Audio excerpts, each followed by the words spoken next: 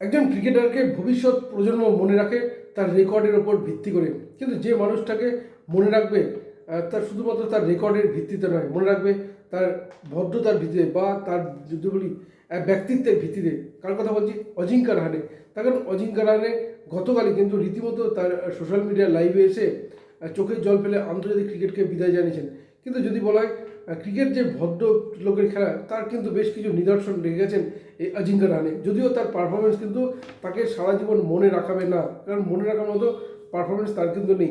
দেশের হয়ে টেস্ট খেলেছেন 85টি, রান করেছেন 5077, এবং ওয়ানডে খেলেছেন 90টি, রান করেছেন 2962, টি20 খেলেছেন 20টা, রান করেছেন 375। এবং যদি বলা হয় টেস্টে তার সেঞ্চুরি সংখ্যা 12টা, হাফ সেঞ্চুরি 26টা, ওয়ানডেতে সেঞ্চুরি 3টে, হাফ সেঞ্চুরি 24টা, টেস্টে টি20 একটি মাত্র অর্ধশত রান করেছেন।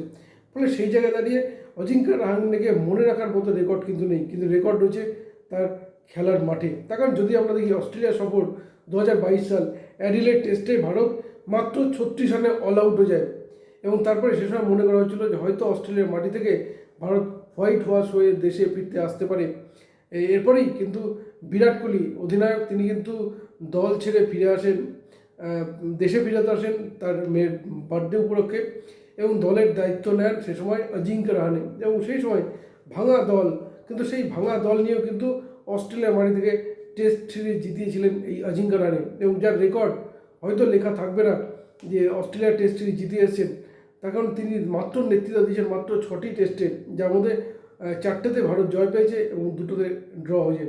ভারত কিন্তু টেস্ট হয়নি এই অজিঙ্কা রাহানের নেতৃত্বে। সেই অজিঙ্কা রাহানে আফগানিস্তানের বিরুদ্ধে যে টেস্ট সিরিজ হয়েছিল, সেই সিরিজ ভারত জয়ের পর যখন সেলিব্রেশন করবে ট্রফি নিয়ে, সে সময় আফগানিস্তানের খেলোয়াড়দেরও পাশে ডেকে নিয়েছেন। এটা একটা নিদর্শন, এবং পাশে ডেকে নিয়ে যে আমরা জিতেছি, তোমরাও সেলিব্রেশন একসাথে সেলিব্রেশন করেছি, এটাই অজিঙ্কা রাহানে। অর্থাৎ যদি আমরা দেখি আন্তর্জাতিক ক্রিকেটে বিরাট কোহলি, এবং যদি তাকে বিশ্লেষণ করতে হয়, আমরা জানি তিনি যে প্রথম 17 রানটি করেছিলেন, সেঞ্চুরি করেছিলেন আন্তর্জাতিক ক্রিকেটে, এবং সেই সেঞ্চুরি সেদিন কিন্তু সেঞ্চুরি করেছিলেন Gautam Gambhir. Man of the match হয়েছিলেন গৌতম গম্ভীর। কিন্তু সে সময় গৌতম গম্ভীর নিজের ম্যান অফ দ্য ম্যাচ উপহারটা তুলে দিয়েছিলেন তরুণ ক্রিকেটার বা উদীয়মান ক্রিকেটার, বা যদি আমরা বলি প্রথম 17 রান করা বিরাট কোহলির হাতে তুলে দিয়েছিলেন এই গৌতম গম্ভীর। কিন্তু পরবর্তী দেখা যায় আইপিএল সহ বিভিন্ন খেলায় এই গৌতম গম্ভীরের সঙ্গেই কিন্তু বিবাদে জড়িয়ে পড়েন বিরাট কোহলি, এবং পরবর্তীতে গৌতম গম্ভীর কোচ হয়ে আসেন ভারত দলে। কিন্তু সেই বিবাদটা কিন্তু দেখেছে সারা ক্রিকেট বিশ্ব। অনেকেই বিরাট কোহলির ব্যক্তিগত প্রশ্ন যে, এবং খেলার মাঠে তাকে অনেক সময় অ্যাগ্রেসিভ দেখা যায়, কিন্তু যদি ভদ্রলোকের খেলা যদি বলা হয়, তার কিন্তু নিদর্শন রেখেছেন এই অজিঙ্কা রাহানে। এবং তারই কিন্তু গতকাল যখন তিনি তার লাইভে এসে বক্তব্য রাখছেন, সেখানে তিনি বলছেন যে খেলার মাঠে টাইমিংটা হচ্ছে সবচেয়ে বড় জিনিস।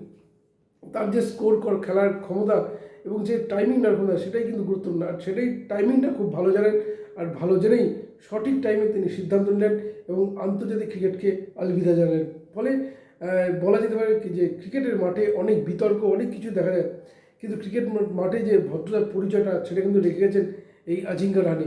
এবং তার অবসরে এটা কিন্তু মিস করবে, তখন খেলার মাঠে তার টেকনিক, তার নিখুঁত ব্যাটিং, এবং একটা সময় মনে করা হতো যে বিশেষ করে রাহুল দ্রাবিড়, ভিভিয়ান লক্ষ্মণদের অবসরের পর তিনি হয়তো হয়ে উঠবেন ভারত দলের স্তম্ভ। দীর্ঘদিন দলকে টেনেছেন পিছন থেকে, খবরের শিরোনামে কখনোই আসেনি, কারণ রাহুল দ্রাবিড় যেমন বারবার ভালো ইনিংস খেলেও কখনও তার নামের জায়গায় চলে আসতো সচিন তেন্ডুলকর, সৌরভ গাঙ্গুলি অথবা বীরেন্দ্র সেহবাগ। কিন্তু অজিঙ্কা রাহানেও ঠিক তাই, শিরোনামে কখনোই আসেনি। তিনি ভালো খেলে দলের ভিত করে দিয়েছেন, কিন্তু নাম বা কেউ হয়তো সেরার পুরস্কারটা অন্য কেউ নিয়েছে, কিন্তু পিছন থেকে সাপোর্ট দেওয়ার এবং তরুণদের উজ্জীবিত করার সেই কাজটা কিন্তু করে গেছেন এই অজিঙ্কা রাহানে। তার অবসরে একজন ভালো ব্যক্তিত্ব হয়ে কিন্তু খেলার মাঠে হারালো, এ বিষয়ে কোনো সন্দেহ নেই। খেলার মাঠে যে ভদ্রতা, যে ব্যবহার, ভালো ব্যবহার, এবং শুধুমাত্র খেলার ভিত্তিতেই নিজের পরিচয় হওয়া উচিত, যেটা তিনি নিদর্শন তৈরি করেছেন, তার নিখুঁত টেকনিক, নিখুঁত যে খেলার ক্ষমতা, সেটার ভিত্তিতে যাকে কিন্তু মিস করবে আন্তর্জাতিক ক্রিকেট। ফলে সেইভাবেই বিরাট অজিঙ্কা রাহানের এই অবসরে অনেকেই রীতিমতো হতবাক হয়ে গেছে। কিন্তু আবার বলবো, তিনি কিন্তু একটা কথাই বলেছেন যে টাইমিংটা সবচেয়ে গুরুত্বপূর্ণ, আর টাইমিংটা খুব ভালো তিনি বোঝেন, আর বোঝেন বলেই সঠিক টাইমে আন্তর্জাতিক ক্রিকেটকে বিদায় জানান অজিঙ্কা রাহানে। আমাদের পক্ষ থেকে ভারতীয় দলের প্রাক্তন অধিনায়ক, প্রাক্তন খেলোয়াড় অজিঙ্কা রাহানেকে জানাই স্যালুট।